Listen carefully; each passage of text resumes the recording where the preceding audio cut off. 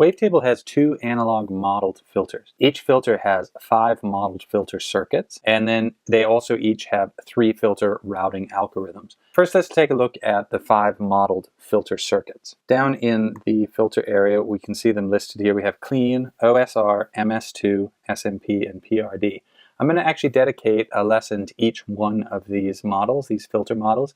But suffice it to say, the OSR, MS2, and PRD are actually modeled after really famous analog filters, and they kind of have features that are designed to try to model or recreate famous filter personalities and qualities. And we'll talk about that more in upcoming lessons when I have a hands-on lecture on each circuit. But what you want to know for right now is that there are 5 different options, but depending on the kind of filter that you select, so for example, if you select a bandpass filter, you get a limited selection. So the only time you have all 5 would be, say, with a high pass or a low pass filter. And if you go to bandpass, then you get clean and OSR. And that's because with the MS2 and the SMP and the PRD, those 3 are kind of modeled after filters that didn't historically allow bandpass. So the same thing here for like a notch or a cut.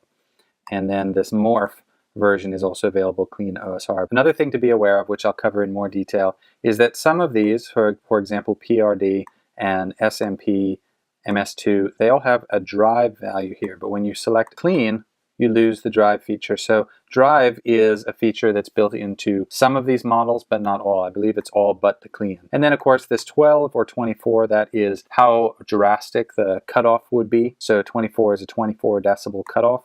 12 would be a 12 decibel cutoff. Basically 12 is a more subtle cutoff than 24. So you can switch that on and off for each of the filters. So in the upcoming lessons, I'm going to talk about each one of these filter circuits in more detail.